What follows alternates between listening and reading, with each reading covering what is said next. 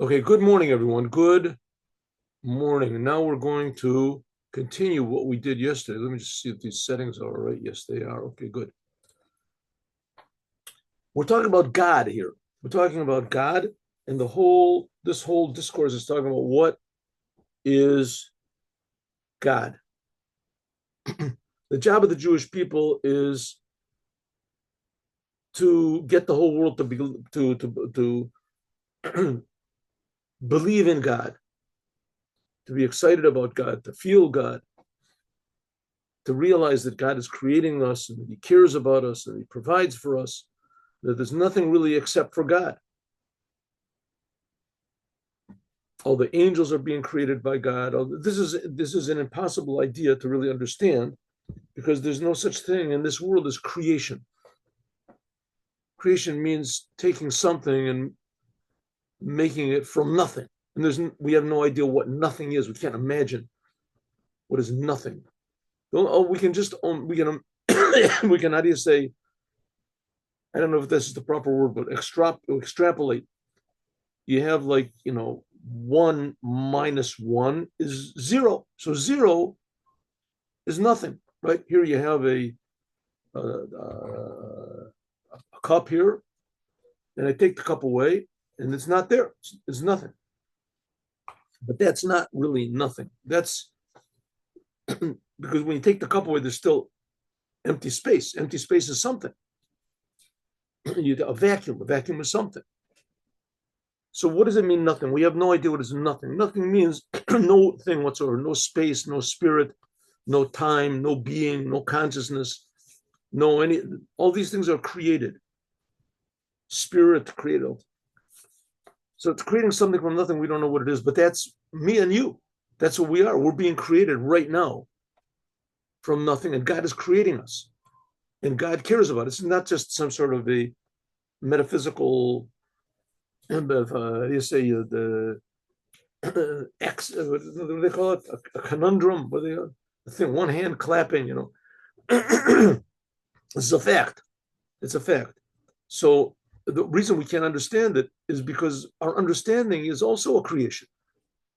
But don't think this exempts us from trying to understand. It's exactly the opposite. We have an obligation to understand as much as possible. We have an obligation to love God. We have an obligation to serve God. So we have to understand what God is. In order to love God, we have to find something good about God and connect that thing to God. So well, I got something good. God creates us. I don't believe He creates. What do you mean? I don't feel He creates me. Why should I? I can love God. The idea is a nice idea. I know it's a philosophical idea, but love means like money. Now you get money, and it's my money. I worked for it. It's my money. That's called love. Your children, your wife, your parents, you love them because they're close to you. You appreciate them. How are we supposed to appreciate God if it's not even necessary to say He exists? Who says okay? So that's what this is talking about. This is talking about, and what is God? It's the job of the Jews to get everybody not just to respect our beliefs and that we believe that God exists, and so you should respect it, right? You got your ideas, we got our ideas. This is the whole entire world is being created by God, and we just want everyone to recognize it. And when God gave the Torah to the Jews, this is the laws also for all mankind, not the same laws as the Jews. The non-Jews have what's called seven Noahide commandments, which were there before. But the main thing is to let us know that God exists and He creates us and He cares about us. And it's important to Him what we do. And that's the story over here we have about Abraham. We just finished learning about the flood. Okay, so to understand what God is, we have to, there's two ways of doing it to understand what God is. Just to believe and just take the simple narrative of the Bible. What's the simple narrative of the Bible? That God is one of the figures.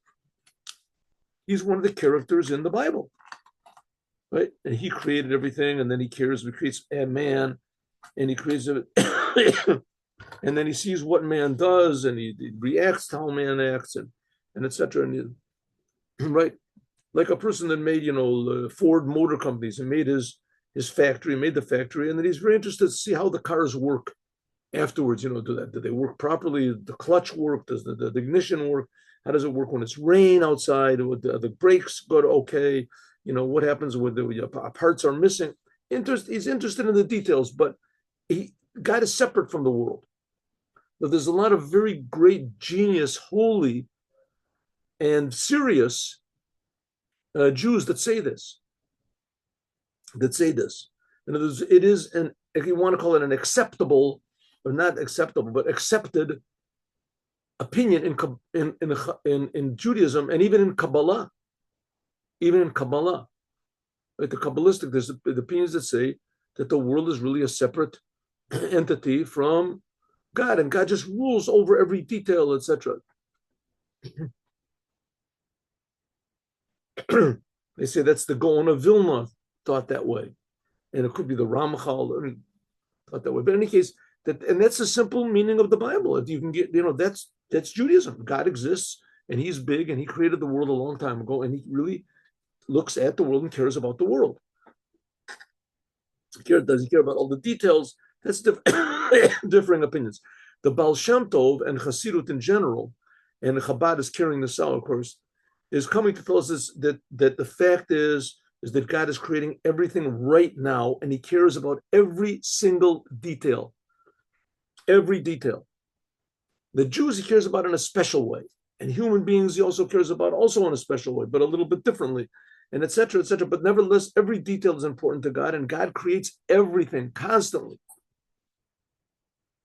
So a person might think, well, that's a pretty, how do you say, unappealing, or not unsensational. Is there such a word like that? A view of God. But what type of God cares about, every little detail in the world?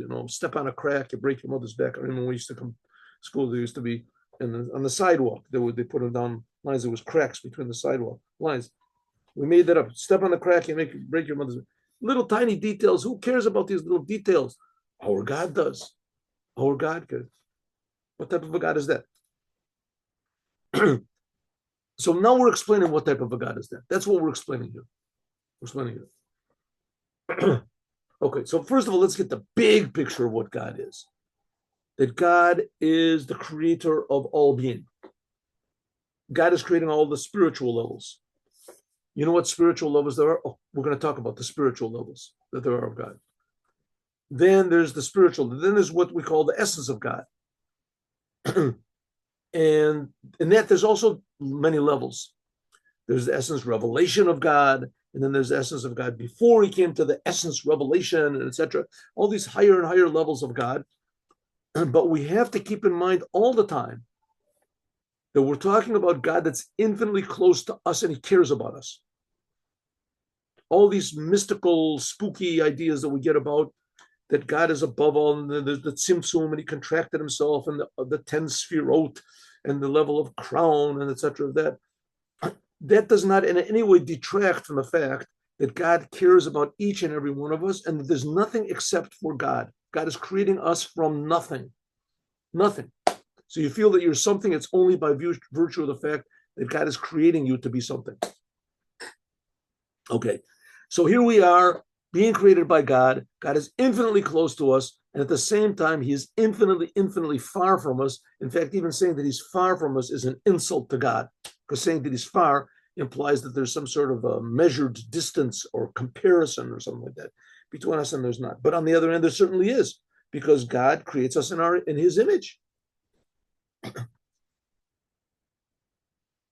Okay, now that's number one. Number two, when a person realizes what God is and what we're talking about over here, it in no way detracts from His free will. It in no way detracts from His humanness. He's still a human being, still makes all the decisions. It's just that decisions become a lot clearer, and a lot of times they become much more difficult, the decisions. But as far as His humanness, it's the same human being exactly, but by explaining more about what God is that opens up whole new dimensions of free will and choice. Okay, but we're not so much talking about here about the humans, about people. Here we're talking more about God. Okay, so let's go. One second. Someone's here. Come in. Everyone's in. Yes. Okay. All right. Let's see. I just want to see if everybody's here. Toby is joining. Good. Oh, wonderful.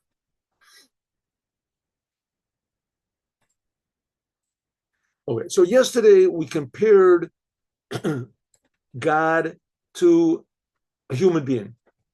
Like I said, we're made in God's image. And in a human being, we see that people have personality, they have talents, they have intellect and emotions. Let's say, just for our purpose, that's person's personality.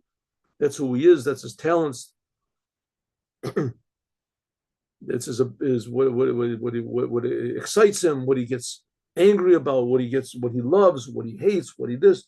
Right? That's the intellect and the emotions of a person. Those are like jewelry, very precious, attached to a person. A person is very attached to them.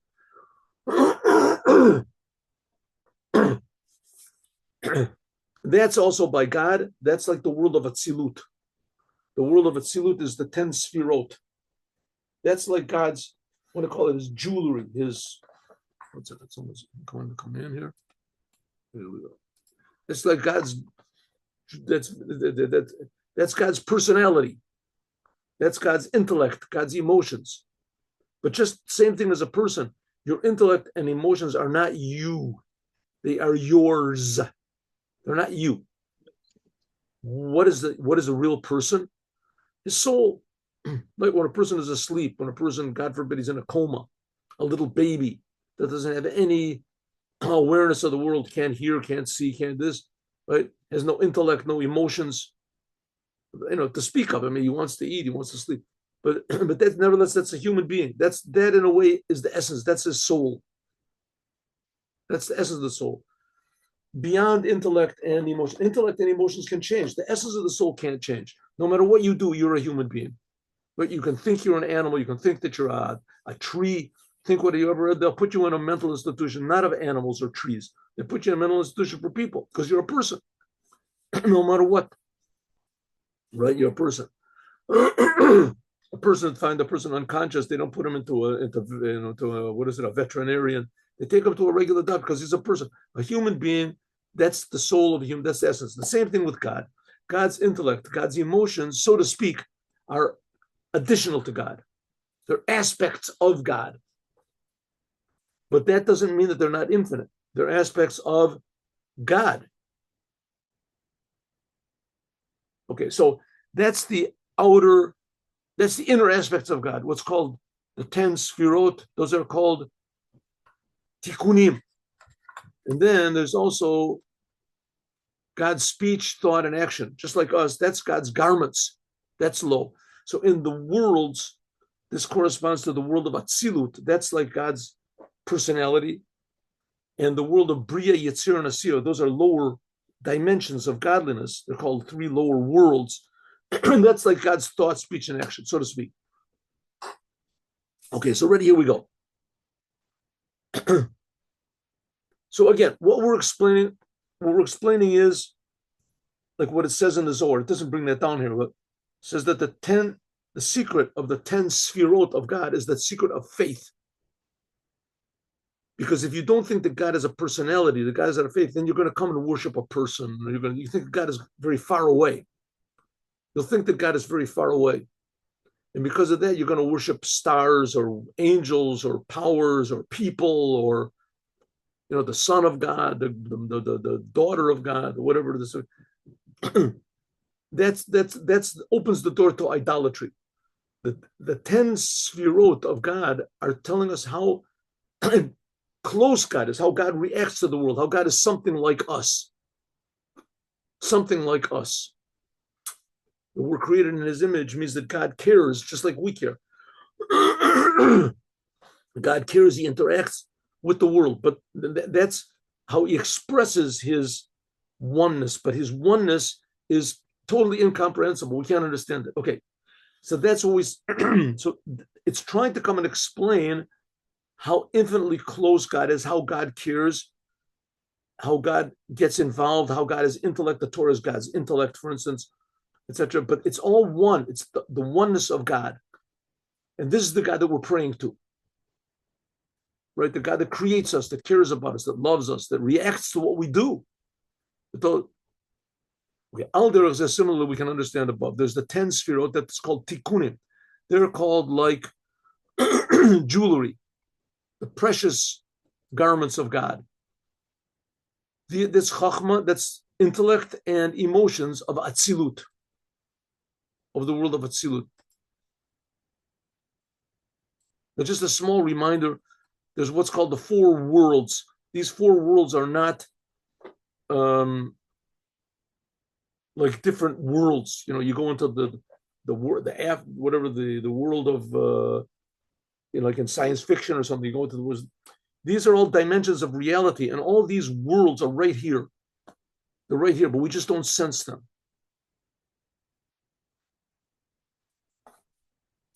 I always give the example, and I don't know if it's a good example, but this is the example I give. A person that's a total, 4 people go into a concert. They go into a concert. They're listening to a concert, you know, music, Mahler or Beethoven or something. They listen to a concert. And 4 people going. One person is tone deaf. Another person, he can carry a tune. A third person has a basic appreciation of music. He hears harmony, he hears this. And the 4th person, he's like a genius. He's like a professor in music or a genius in music. He's like Rachmaninoff or something. He really, he can tell if the piccolo is a little bit off, or if the 3rd violin is not playing his part. Everything he knows. Okay, so all these 4 people, they're hearing the same thing. But the one who's tone deaf has no idea what's going on. He just doesn't know what's going on. He doesn't understand why he's sitting there. He's in a nice, comfortable chair, so he just goes to sleep, doesn't. The other person that understands a melody, so he catches a little something over here, a little something over there, right? Doesn't really know what he needs so many instruments for to play, just get one, accordion or something. That's all you need. What do you have to have? And so he hears a little melody, right? Then the person has a little more appreciation. Now they're all hearing the same thing. Person has more, he says, "Ooh, this is beautiful." He hears the melody, hears the harmony. Once in a while, the strings come in, and this comes in. And then the person who's the genius, he hears the whole thing. He gets the whole point, the expression of the composer and what he wanted in this movement and that movement and this one, how he expressed it, and then the basses and the trebles and the time. So it's the same thing in the world. The world is really the oneness of God. There are people that are like tzaddikim, and they can appreciate really what's going on here, how the world is a creation. That's like Atzilut. That's like really big tzaddikim, like Moses. And then there's people who are a little bit lower level of tzaddikim. That's like the world of Bria. They understand, that the world is really a creation of God, but they don't really feel it the same way. They don't really deeply agree. Then there's people that they get the melody. They believe that there is such a thing as God. And then there's people that have no idea what in the world is going on. They're just here, nice comfortable chair. They go to sleep.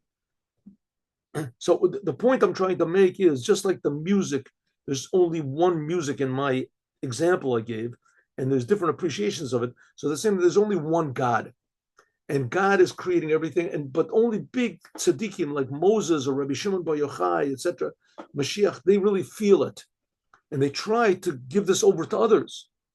Abraham, they try to give it over to others.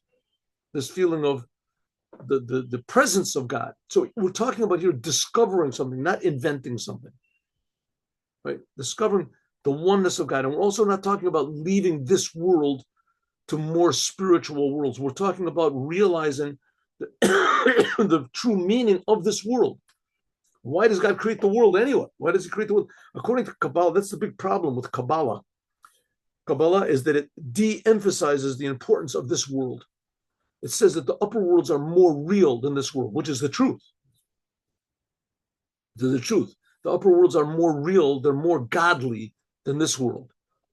What Kabbalah does not stress, though, is how important this world is to God.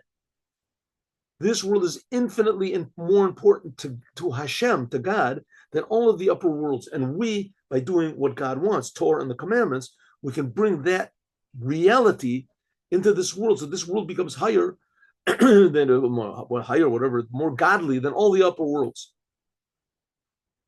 That's all. But we have to, if we appreciate the upper worlds a little bit more, so we realize that God is much greater than we think. I mean, I know I told you this 15 times at least, but there was a wonderful man, Professor Green. He worked in NASA. And at that time, I guess he was just starting to become religious. He was very impressed with Chabad, with Rabbi Feller, and he was in Minnesota. And so he went into the Rebbe and he said that he's working on a big project to see if there's life on Mars. And some people told him that it's forbidden to do that, because in the Torah it's not mentioned that there's life on Mars, and that maybe he's, and the Rebbe said exactly the opposite. You have an obligation to look for life wherever it is. The more creations of God that you reveal, the more we can appreciate God's greatness. God is not limited just to making people in this world. He can also make Martians. Right? And the Rebbe said it could be that there are such things. Could be that there are such things.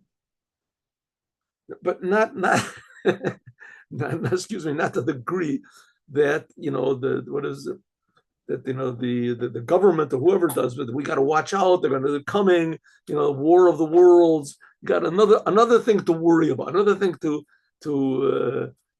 stay in your house for, right? Another thing to be afraid of. That's not what we're talking about. Here, exactly the opposite. We're talking about how great God is, how powerful God is, how wonderful God is, how good God is, that he's creating all this for free, how infinitely good God is, and he's creating it all from his goodness. And there's so many details that there are, and God is creating it constantly.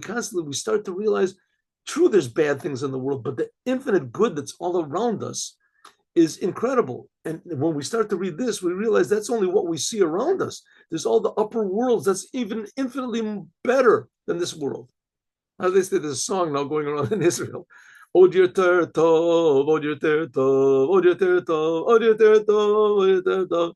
It says Hashem loves me and he wants me to.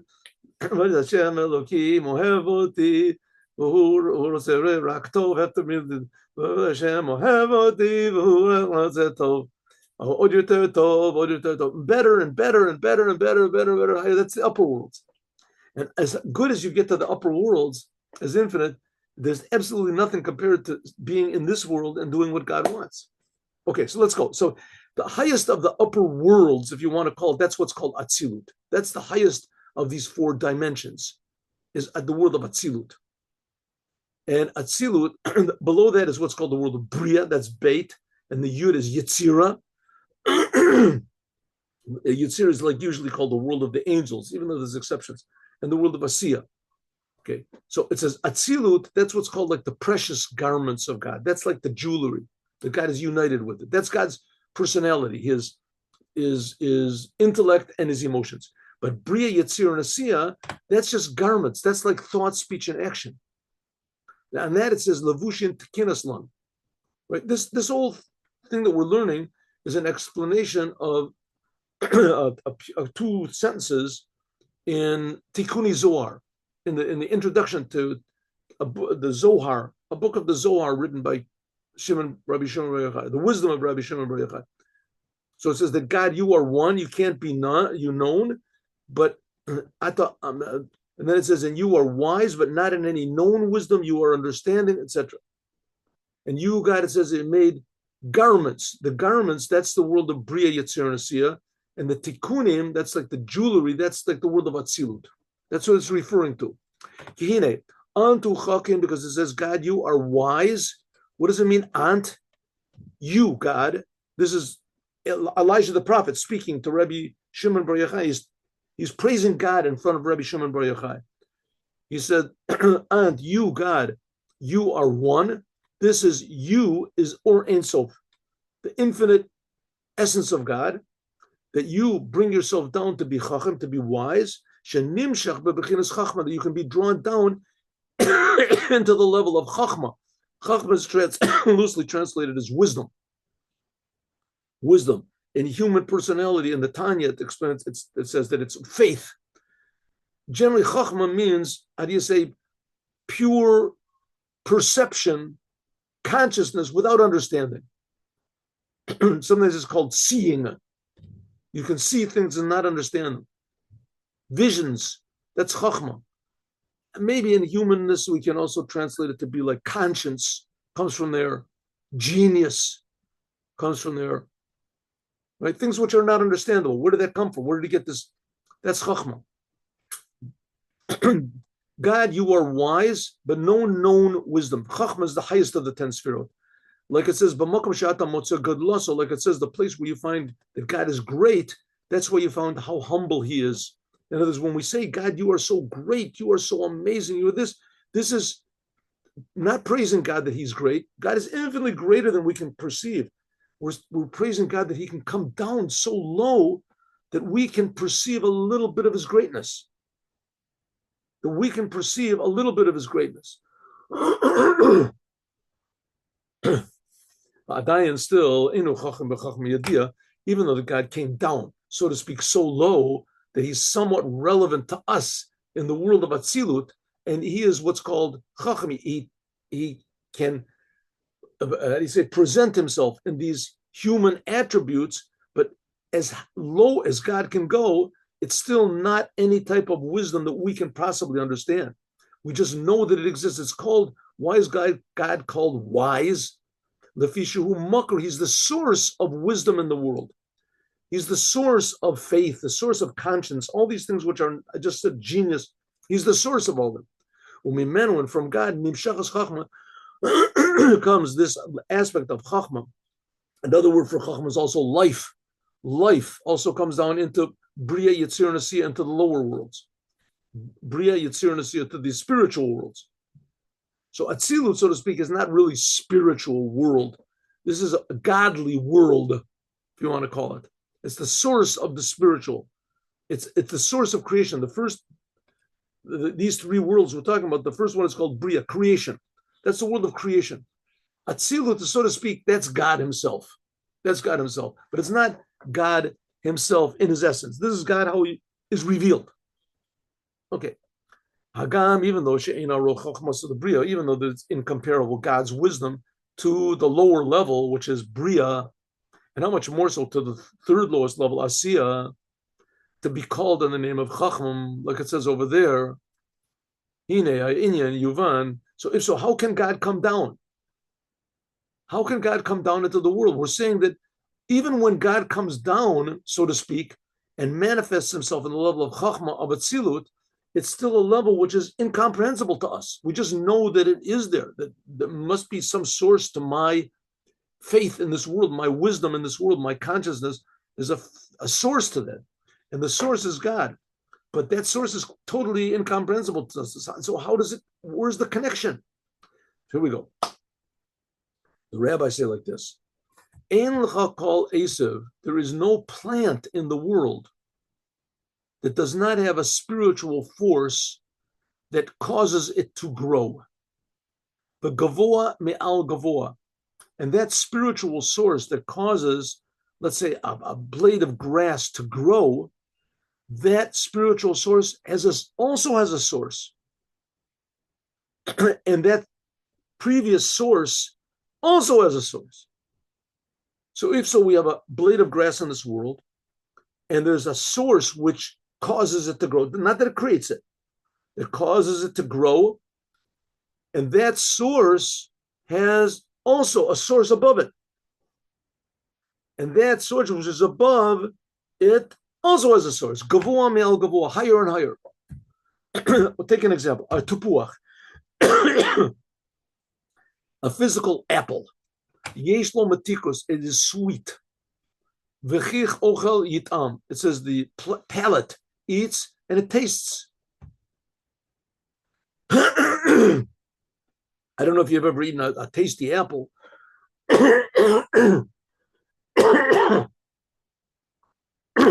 In Israel, sometimes they have these really tasty apples. Could be other places also, but they have sometimes like really tasty apples. The apple's like really sweet. You taste the apple, it's like really sweet. It's almost like honey. Really. Excuse me. Now that sweetness of the apple, can you see it? No. What is it? Well, how do you measure that sweetness of the apple? You can't say that it came from the power of growth in the ground. Then why don't we, if you take the ground and eat it, why don't you taste it? It should be really sweet from the ground. Where does this physical sweetness come from? Right? Maybe you could say also it's just psychological. It's just, these particular chemicals, they stimulate certain things that, okay, you can say whatever you want to, but the fact is that apples, there are some that are sweet. The sweetness is in the apple. You just taste it. Where did the sweetness come from? You can't say that it came from the power of growth in the earth. There's sweetness. Obviously, you can taste ground wherever you want to. Take dirt, you'll never taste sweetness. Well, Peshita, it's obvious, mazel, that in the spiritual, we said the spiritual source that causes it to grow, that the spiritual source that causes the apple to grow, that causes the apple to be sweet, there's no sweetness there. Where does the sweetness come from? Where does it come from? It says, Ella, but.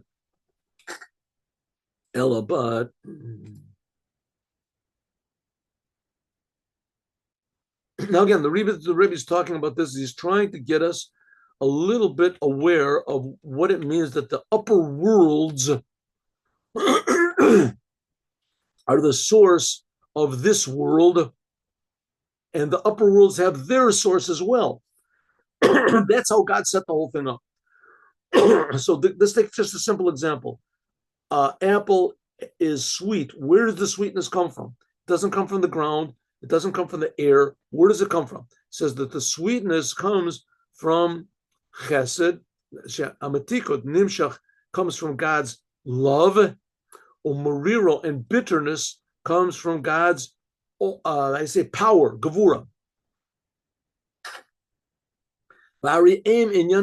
They are spiritual things.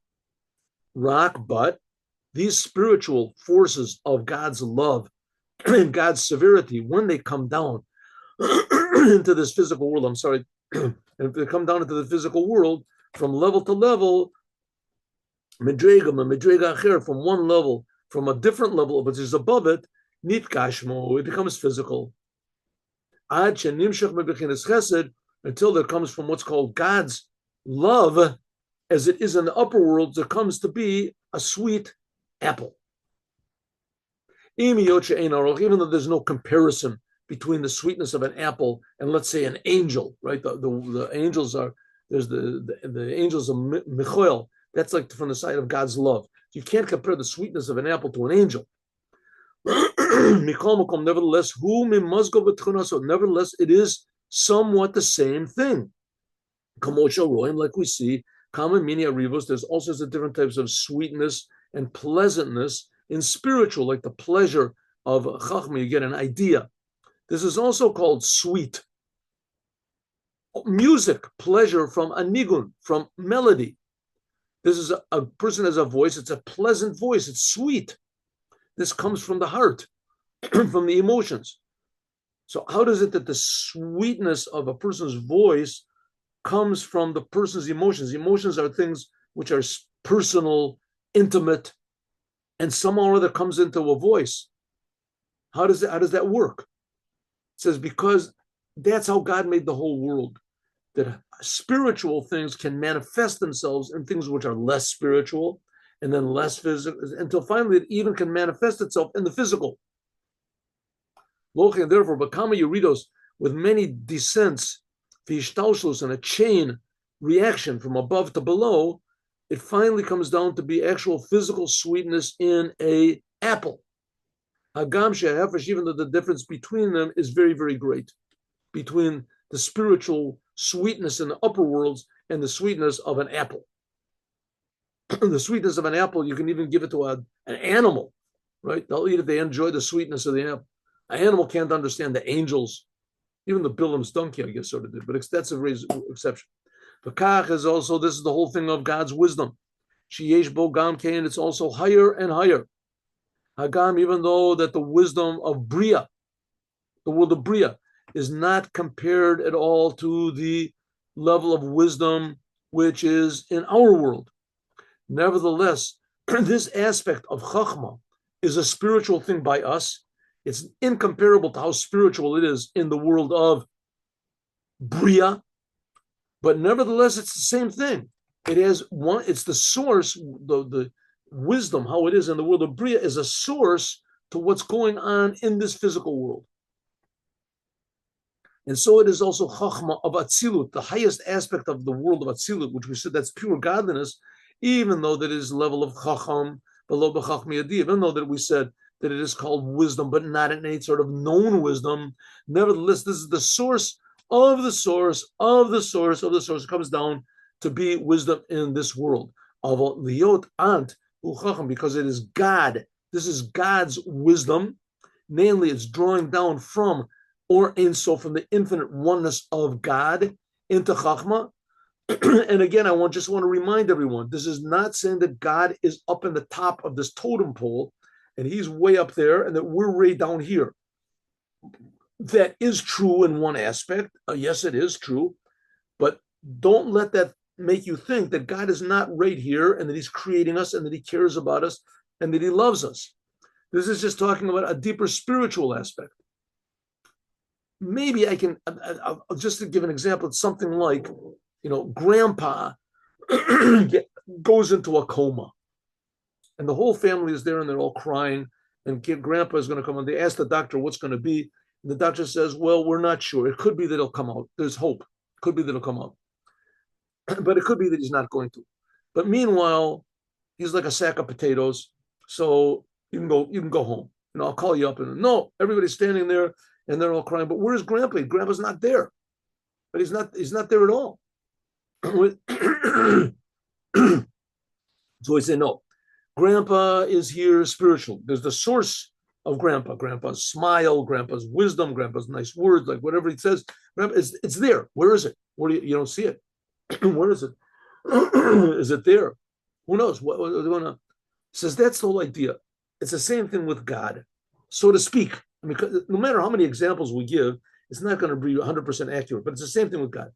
God is here. It's just concealed. God's concealed. So there's two aspects of God. There's the essence of God. Like here is Grandpa. That's Grandpa. His body is here. Is the potential of revelation is there. So that's what they love. Grandpa's that they love. Don't hurt Grandpa. Don't. The doctor comes in and says, "Listen, we just we have to amputate a foot. With somebody else missing a foot. Let me just cut off this one. Hey, leave Grandpa alone." But this is not Grandpa. Come on, he's unconscious. He's not even to defile a dead body. Because it's somehow or other, that's the essence of the person is there. Somehow or other. Right? That's same thing as God. Hashem, the world is being created. It's being created by God. The essence of God is here. You don't see any aspects of God. You don't see, okay, but they're here. They're just concealed from us. That's what the Rebbe is saying. Like the sweetness of an apple, it has a spiritual source to it. The spiritual source you don't see, but it still is there. And even after you eat the apple, the spiritual source is there for other apples. It'll be revealed somewhere else. But it still is there. But as long as you, that's just the aspects, the sweetness, that's just aspects of God. That's the 10th Sfrirot. But the essence of God is always here. It's always there. It's like Grandpa is always here, right? His body is here. The essence of, okay. So don't let this think that this is teaching us how far away God is alone. It's coming to teach us, true, God is infinitely far from any of our comprehension, but it's coming to tell us how the big miracle that God is everywhere, creating everything, cares about everything, and nevertheless he's hidden, concealed from us, but he's the source of all being. Chachma. So it says this highest aspect of Atzilut, it comes from nowhere. So there's the aspects of God and the essence of God. Now we're learning about the aspects. And the aspects are also the aspects of God. They're eternal. They're infinite. And therefore, Therefore, in order for God to bring himself down into any sort of attributes, even the attributes of Atzilut, this is a tremendous humility for God. It's coming down. Who you read a Gedolah is a tremendous descent. V'zel lashon Atzilut. That's the world of Atzilut. Atzilut by us is the highest of the world. It's pure godliness. By God, this is a tremendous descent. The name Atzilut indicates that. Atzilut means to emanate. Something comes out of something else. Atzilut in Hebrew is lashon Yerida, coming down. V'hashpala, and a descent. Mimidregaso Elyona, from higher levels. Lahashpilat atzmo, to how do you say, to sometimes a word just skips my mind. Anyway, to descend oneself, that's not the right word. Oneself, ke'ilu hu b'medrega pechuto, as though God, so to speak, himself is coming down to a lower level. And this is, by the way, all a comment on one sentence that it says in the Torah, that God said, I'm going to go down and see what's going on in Sodom and Amorah. Right, Sodom, it said they were evil people, and God said, I hear the screams of the people that they're torturing there. They used to take guests and torture them. When a guest would come, I hear the screams of the people that are there. I'm going to go down and see. And that's what the Rebbe is explaining. What does it mean to come down? So now he's explaining. For God to bring any of his aspects, you see a beautiful sunset, you see a powerful, whatever it is, a rain or something like that. You see, whoa, this is just amazing. This is the wonders of God, right? This is the wonder of God. For God to come down to make these wonders is a tremendous, tremendous descent. We have no idea. Even for him to come down into the upper spiritual worlds, it's a tremendous descent for God. Like it says that Moses that Moses was he knew that he was going to what was it, Yisro came over to Moses and said, you can't do this alone. So Moses said, God said to Moses, I'll take from your spirit and I'll put it on the 70 elders. That before, and Moses said, the Jewish people were complaining, right? They were complaining. They said, we want meat. And Moses said, where am I going to get meat from? Because Moses was too high. You could only give him fish, it says. So God said, listen, Moses, you don't have to take care of all these details. I'll take from some of your spirit and I'll put it on the 70 elders. So in other words, that was called Atzalti. That's called Atzilut. So Atzilut is the highest of the spiritual worlds, and this is a big descent. Where do we see the word Atzilut used? In the story where God said to Moses, I'll take from your spirit an Atzil and I will bring it down to the 70 elders.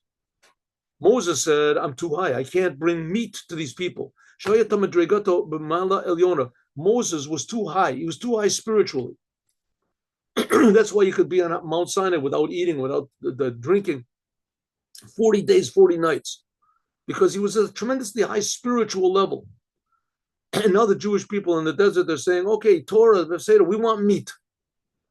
And Moses, I don't understand, you have manna, you have this man, you can eat all, we want meat, that's not enough.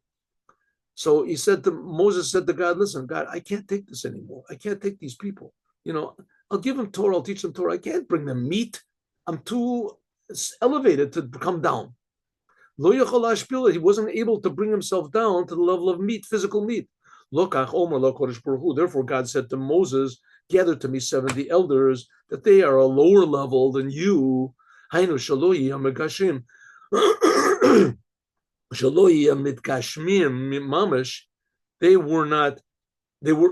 going to be above the people, but lower than you, Moses. And that's what God said.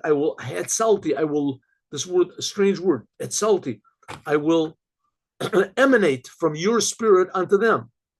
Etzalti min ruach, I will emanate from your spirit, which is on you, and I'll give it to them. What does it mean?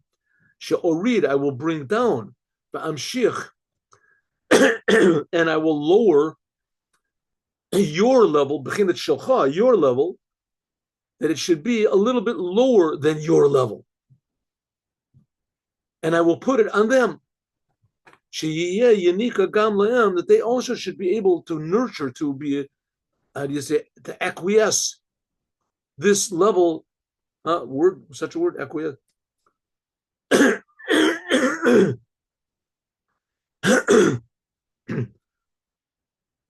They'll also be able to draw from this level of a lo sheyeh olim l'mayla.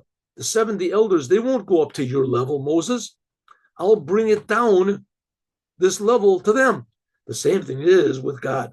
God brought down, excuse me, God brought down his oneness into the world of Atzilut. You read it, this is a descent to bring down the infinite light of God into Chachma. Therefore, the 10 Sfrirot of Atzilut are called Eser Tikunim. That's why in the Zohar they're called 10 pieces of jewelry. Shein Bechinas Levushim, they are like garments for Or and So, for the infinite light of God, but they're not the essence of God. Okay, so what do we learn from all this? That among the many things that God does, and God does everything,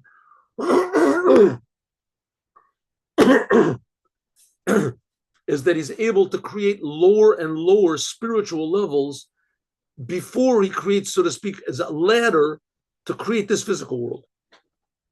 It's also a ladder that goes the other way around. We in this physical world were commanded to appreciate God, and God is too infinitely far away to appreciate God. All we can say is, okay, God creates me, I believe it. But we're supposed to love God, not just to believe in God. Loving God means you have to appreciate. How are we going to appreciate God as if he's infinite? So the Rebbe says there's a lot of levels of infinity, and they come down lower and lower to the point where it's accessible to us, these spiritual levels.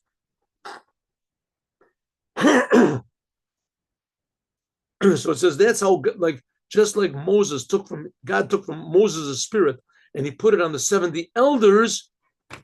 So they weren't at the level of Moses, but at least that was a level which was relevant to the people.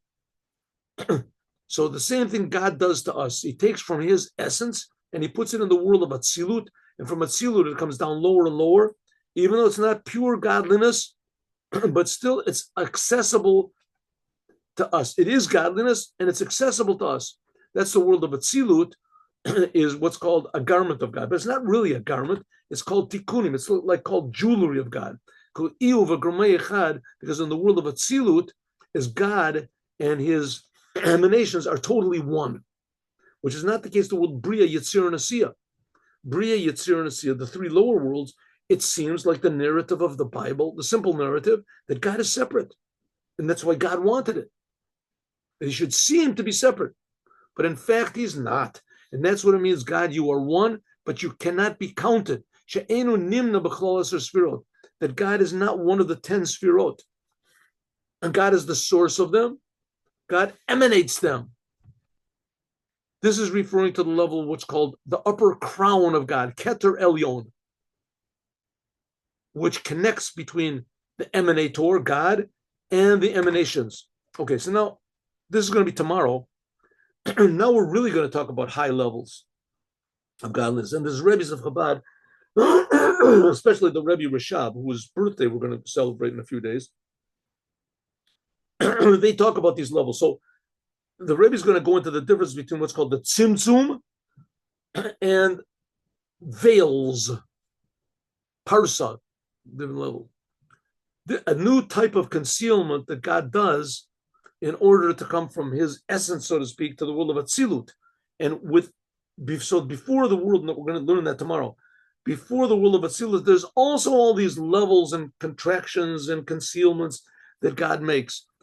Again, it no way contradicts the oneness of God. It just makes it more miraculous. Not only in this physical world are there details, and God creates them all, also in the spiritual worlds there are details. And at each and every one of these levels, there's infinite details of that dimension of spirituality, higher and higher and higher. So the creation is infinitely more complex and detailed than we can possibly imagine. But it's all just to show the greatness of God. That God is that's the God that a simple child calls out to, God help me, and God listens to his prayers. And the big Kabbalist that he knows all these different numerical values of all the letters and things like that, it could be that God won't answer his prayers. So there's a story in the Talmud with Rabbi Akiva. that once all the pupils were trying, all the rabbis were praying for rain, and he just said, Avinu Malkeinu, Avinu Ata. Our king, you God, you're our king and our father, and the rain came down because he prayed from his heart. But despite the fact that what God really wants is your heart and being genuine, but that does not contradict the fact that God wants you to use your brain to understand as much of the details of creation, even the spiritual worlds, as you can. We'll talk about that more, God willing, tomorrow. Now let's go to Devar Malchut.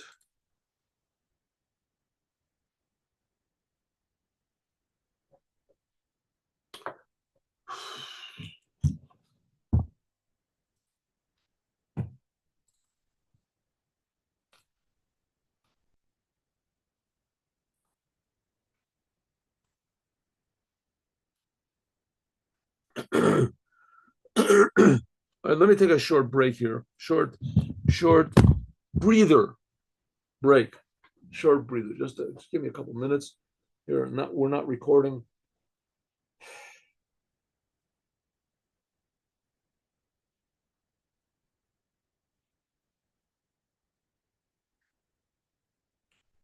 Here you see in the world the amazing miracles that Hashem is doing. It's just really quite.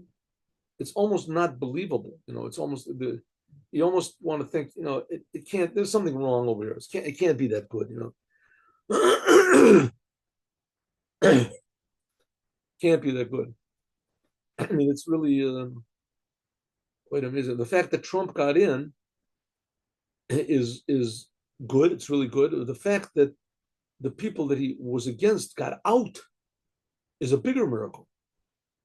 I mean, it's just they weren't ashamed. The people that opposed Trump, this Harris and these other people, they weren't ashamed to be decadent publicly. They weren't ashamed to say that sex changes and destroy the family and destroy society and destroy life, and with big smiles and with laughing, and that men are women and women are men, and that I mean, just shocking that they could be, and everybody agreed with them. There were all these these big Hollywood people, and they all agreed with them 100%. It was really quite shocking. I mean, certainly that the same thing in the college campuses with agreeing with Hamas. Hamas. I don't. I mean, these people, Hamas, never did anything good in the history of their life, and they don't plan to do anything good. They have no plans to do anything. It's like this Black Lives Matter and Antifa. They have no plans for good. There's no, we want this. What do we want? We just want no boundaries, right? Power to the people. Power to the people. I remember when I was young, there was a big, I had a lot of steps. A lot of things caused me to do tshuva, to become a religious Jew. A lot of things. Now I think about it, there's more details. I have to sort of put them into a proper order. I don't know what they are. But one of them was, I was in a band, and we were supposed to play in this outdoor concert. And we broke up like the day before. Broke up the day before the outdoor concert. We were supposed to play. But I went to the outdoor concert anyway. And there was a band that was called the MC5. It was a well-known, they're just talking about the 60s. What is it, 67 something? I don't remember, 68. They stood on the stage, and it was rock and roll. I loved rock and roll. I loved the music. I loved this. and they were, they were a good band for that time. They were very good. It was very loud music and this. And I was sitting there enjoying it. And all of a sudden, one of them, the band that was like in this sort of valley, it was in Ann Arbor. There was sort of like this valley. It came down, and the stage was like at the bottom of this valley, so everybody around. But all around the valley, there was, it was sort of residential, whatever it was. But in any case, there were streets, and there were police that were patrolling around. And one of the members of this band that I was watching, this MC5, he stood up on the stage. He was on the stage, and he said, "It's the pigman." Pigman, that means the police. It's the pigman. And he started cursing and swearing. The pigman. He's screaming and yelling. And I thought to myself, where am I? What's going on over here? I came to enjoy, music. I thought it was just, music. And, a lot of it was, revolution music or something. But that's all, it's part of the music, the whole thing. Bob Dylan was music. And all of a sudden he's screaming this hate, and just this whole wave of hatred to the police was just like, just swept over the whole entire crowd. Pigman, get the pigman. People stood on their feet. Yeah, the pigman. And I remember thinking, what's going on here? Where did that come from? Where does this destructive anarchy, come from? And it's like sweeping over the world, America, this, and basically it's represented. I mean, that's the whole. Why did the far left? Why did they support the Arabs? Why did they support the Arabs? We'll start the class in just a minute. I know you came to learn Torah, not that you're my things. But I remember I saw a movie. When do I see movies? I don't know. I've never seen. I see a movie, and someone told me you got to see this movie. So they give like snippets of it. You can look on YouTube, and they have a snippet of the movie, like 3 minutes, 5 minutes, and then it sort of comes in an order. The movie was called V for Vendetta, and it's a far leftist anarchist movie. 1 second. No, not the story. and the theme of the movie is the theme of the movie is that the English government becomes repressive, religious, repressive, ultra, what is it, the reactionary, conservative, what it is, and they come to oppress and to destroy all these, the good guys. Who are the good guys? The LGBT, they're the good guys, and the Islam, that's the good guys. And they come to oppress them, to steal all the Qurans and to this and that. And comes along one guy, and he's like the Superman sort of thing, and he comes to save the world from this oppressive religious, ultra or whatever it is, religious this, and what, for the sake of who? For the sake of the, far LGBT woke community and the Arabs. The Arabs are there. I thought to myself, well, Islam, how did Islam get in this? I couldn't understand. How does Islam? Okay, they got their movie, the thing, whatever they want to say. And the church is pretty oppressive, that's the truth. But how did in the world did the Arabs become the Islam becomes the good guys? I mean, they hate these people, and sure enough, that's what happened. That's what happened in the world. All these woke people, they are for the Arabs, and the Arabs throw them off of buildings. They just don't see the insane. I don't know. It's called hyperbole. What's it called? I don't know. The oxymoron. I don't know what that's called. No, not hyper. Yeah, oxymoron. Not a hyperbole. Oxymoron. They don't see. Anyway, I don't get it. I don't get it. But the fact is, it's a big miracle that they fell. That they actually fell. That these people fell. I mean, what's going to be in the continuation? We'll see what's going to be. And Trump, it seems that he sees right through this whole, terrorist Arab stuff. And the fact is, most of the Arabs don't even want it. They don't want these people. Okay. Anyway, we see big miracles going on. And this thing that happened now in Amsterdam was the same thing. I mean, it was, Kristallnacht and this. And miraculously, nobody was killed. Kristallnacht, they killed a lot of people in Kristallnacht. They killed people. They injured people very seriously, And that was just the beginning of a whole wave of murder in this. And in Amsterdam, true, they injured people, but it was nothing like Kristallnacht. And Kristallnacht, maybe the atmosphere was, the goal was, but you can't really compare them. Why can't you compare it? Because it was a miracle. It was simply a miracle. that these people just didn't. And now people's eyes are starting to open up. These Israelis went to, I mean, do you know what Amsterdam is? Amsterdam is like a terrible, how do you say, a licentious, how do you say, decadent place, Amsterdam. And the Israelis went to this terrible place. They didn't go there for Torah and mitzvahs. They didn't go there. And suddenly I think that they're starting to realize, hey, we're trying to be like the world. We're trying to just have a good time, and the world won't let us. The world just hates us because we're Jews. Anyway, let's go on. Let's go on. I'm sorry. Sorry for the diatribe, for this. I'm just saying there's big miracles and we should appreciate them. If my interpretations are correct or not, that you can take for a grain of salt. There's all these people that appear on the internet and say, this is what it says in Isaiah and the prophet Yoel, and you see that, this person, the George somebody or something, he did something to Sam, this and this, and this is the prophecy that is fulfilled. I'm not one of those people. I interpret the Bible that this is, here it is, it's coming. But why not? Let them do it if they want to. I just don't really take them so seriously. But nevertheless, big miracles are happening. Evil is definitely becoming revealed. If it's falling or not, I don't know. But revealed, it certainly is. The choices are clear now. I don't know if good is so clear, but at least evil is clear. Self-destructive, totally. And they're proud of it. They're happy.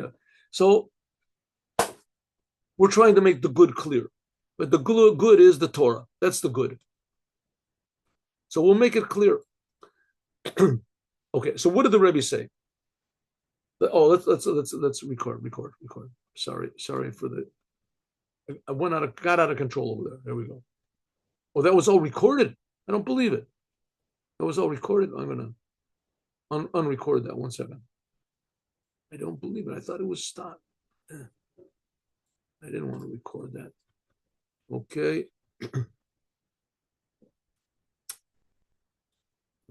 I don't know what's going on over here.